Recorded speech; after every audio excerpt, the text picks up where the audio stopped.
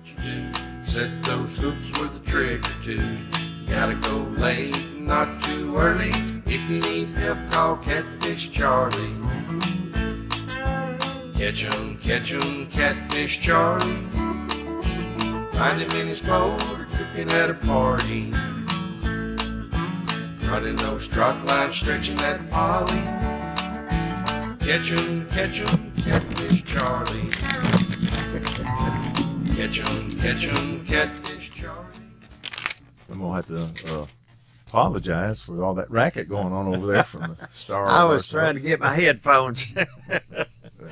Better than trying to get your head straight. That's right. All right. That's right. You're listening to WRBE 106.9 on your FM radio dial, streaming to you from the downtown metropolitan of Lucedale, Mississippi, the home of Josh Two Shoes Ivy and the barbershop down on Main Street.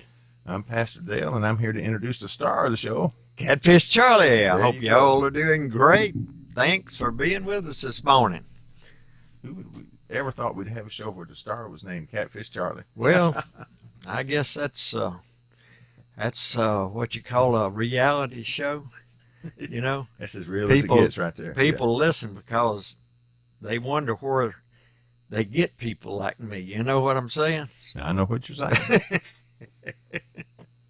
I found him on the side of the road. I don't know what to say. There you go. Well, that's not as bad as Mom and Daddy found me in a stump hole. So. We're not telling true stories now. By the way, if you'd like to call into the show today, the number is 601-947-8151. 601-947-8151. I think Catfish has been doing this so long, he's about got that number memorized. That's right. That's right. So, well, Charlie, I know you've been hunting and fishing and carrying on. We'll do a prayer list here if you want to first. And There you go. Let's get a prayer list Amen. and get that done, and then we'll go in and talk a little bit about opening deer season Saturday, and actually got in a little fishing while we was out there in the woods, so we'll be talking that too. So we'll be talking cold water fishing. so for everybody that's listening to that, what he means by he got some fishing in is he didn't get much hunting in. Well, a little of both. It was just an enjoyable trip. So, Well, but I got a good report on both. So. but at least you had evidence that you went fishing. Yeah, I had evidence. I didn't have evidence I went deer hunting though, but still yet, you know, it's the winter, I the know. season's early. You was out in the woods. You was happy. So- I was happy. Yeah, yeah. All right. Oh, and I got a little squirrel hunting in too. So for Well- all the squirrel hunters out there, Did you get some squirrels I got two. too? Well, all right. Are we ready to get We on have- our Let's get hunting trip? We can do that. Let's talk about where you went. We went into the Pascagoula River Swamp. I don't know why I keep thinking you went up to Vicksburg, but No, that's next week. that's next. That's Friday after Thanksgiving. I get to go. We got our muzzleloader draw again this year. He was going for the whole week, and Lanny said, "You're gonna be here Thursday."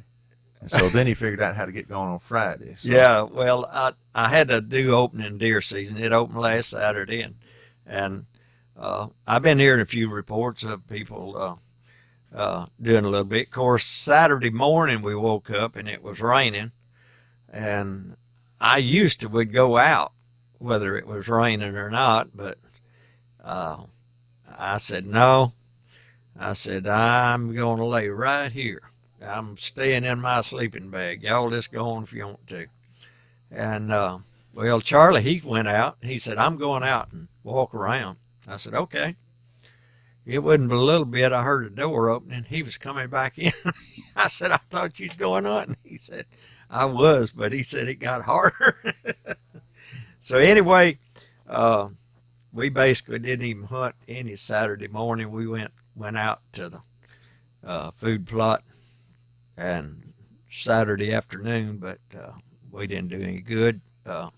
Charlie saw a couple, but couldn't get a shot on them. But anyway, we didn't do a whole lot. And the section I went in and the squirrel hunt that Friday morning when I went out, it was I could not find no acorns at all, really. So the few squirrels I did find was cutting pine burrs, so that's not a good sign for the game, because there wasn't no acorns on the ground anywhere. Hogs again. Hogs. We got so many hogs, it's unreal. um, in fact, Charlie killed one yesterday afternoon. Harvested, yes. Yeah, yeah, and so we didn't get to shoot a deer, but he got a hog. His brother got a small buck. So, but it was warm, too warm. Yeah. I mean, it was just. I mean, the woods Friday when I went squirrel hunting was just like it was just dead. I mean, you didn't hear no birds. You didn't. I mean, it was just unusual quiet, you know. So, but anyway, you have those kind of times, you know. But I came in from squirrel hunting and went down to the lake, put out a couple of small lines, try to catch enough catfish to have a little fry. And I called Charlie and told him to bring his cooker. He said, "You reckon you're going to catch anything?" I said, "Do you know who you were talking to?"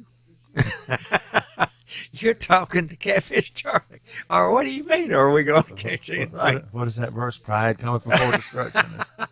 Yeah. But anyway, of course, we had that front coming in on Saturday, Friday night and Saturday. So, which that is your hottest time to catch fish. When that front gets in close to you, you better keep your hooks baited, because they're gonna go into a feeding frenzy, right? But after that front passes over, it's all over with. So I put them out Friday afternoon, and I could tell by the action on top of the water that the fish was biting. And so we went back. Charlie got there after he got off work. We went down, ran about 7:30, I guess it was, and those two little lines, we'd wound up with about 25-pound of catfish. Had some of the biggest, prettiest channel catch you ever seen, and which that was good. And anyway, I said, "Well, maybe we'll catch a few more." He said, "No, it ought to be loaded down next morning." I said, "Well, it depends on how far that front got over us, you know." And so I went back Saturday about noon and run them. And we had one little old pollywog on each line. So evidently that front was right on top of us when we pulled those off. And another thing too about that, when you're fishing cold water, you can't say that the fish has quit biting, because if you catch those fish out in that area when that water is cold, they will take more time to relocate than they normally do in hot water. Fish don't move enough in cold water to relocate for you to just continually catch fish. So therefore, you got to relocate to where more fish are at. You got to be the one moving. You got to be the one that moves. Yep. And well, let's go back just a minute to the pollywog. That sounds like something you ought not to be eating. No, it's a good fish. It depends on any fish is good. Well, what does a pollywog look like? He's just some people call him mudcat. A lot of people use them for tabby cat bait. Yeah, you know, I've seen mudcats before. Yeah, and but it depends on your water where your fish come from. Is what depends on how good he is or not. Yeah. Charlie had never eaten a grinnell, and I caught about 3 or 4 big old grinnells. So the grinnell, that's the guy that stole Christmas from the Grinch. No, he's a grinnell. I say he is one of the prehistoric fish, because he looks like it, and he is he's a weird looking fish. He's got fins all the way down his back, you know. But anyway, I filleted out one side of one of the big ones and cut it up in chunks, and I cooked it for Charlie, because he said he has never eaten a grinnell fish before. Well, his 2 brothers showed up, and they hadn't eaten none. And Buddy, they said that stuff was good. They loved it. And I said, "See," I said, You know, I said, the only bad thing about it, I said, you can eat him while he's hot, and there's nothing wrong with him. But when he gets cold, that's the reason they call him a cottonfish, is because you like chewing on a piece of cotton. And well, you have discouraged me from trying griddle fish. But we used to go camping out on the river and or lake, and if griddle was the first thing we caught, that's the first thing we cooked. I can see this now. You got to go over in the corner show and say, he let his fish get cold. Yeah, that's right. But anyway, and you just you've got to understand it in wintertime. Of course, like I was saying a while ago, this year is unusual because normally we don't have this much cold weather this early. So the water's already got cold, and you could tell on those lines that I put out that the fish that we caught where we caught the most fish was in the deeper water.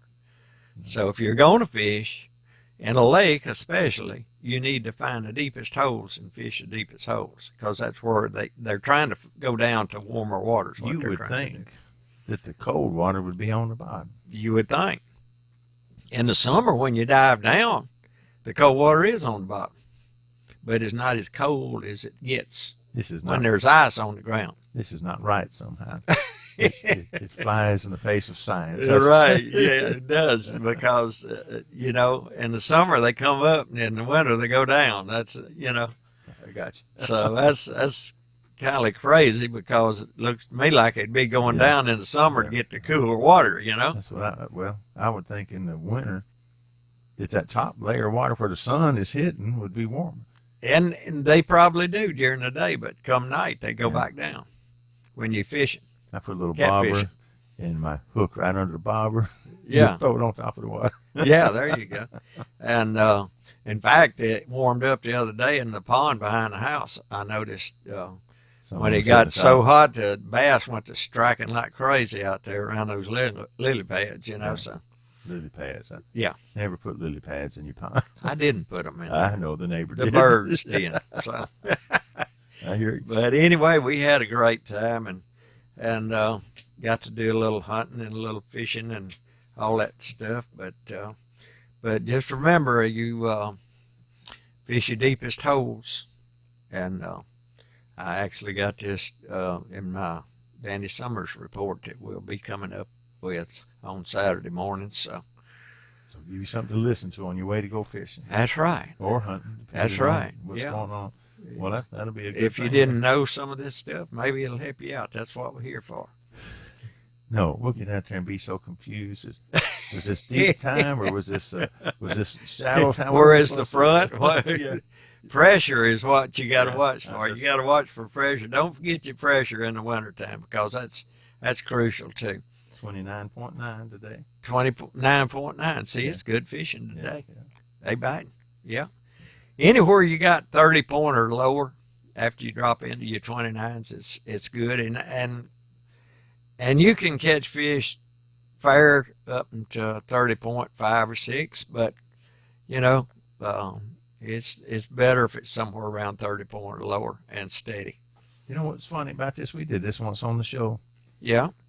That pressure, you go clean up into Canada, and that pressure's be almost identical a lot of times. Yeah, So I noticed that. Yeah. They had a pressure up in somehow or another. I heard it. I don't know how I heard it, up in Montana, and it wasn't but 30.6, and it was like cold and snowing. Yeah. And it was just 30.6. So I said, man, their pressure's same as ours, Yeah, it's funny how. I mean, you'd think that pressure would be plumb up, way on up there, but no. But your pressure, no matter whether it's cold weather, warm weather, has a lot to do with your fishing. Here, I got Jerusalem on here. Let me see. We're going to check their pressure out. We're going to check Jerusalem's pressure out. We can do that. See if their fish is biting. Running those trot lines, stretching that poly. Catch 'em, catch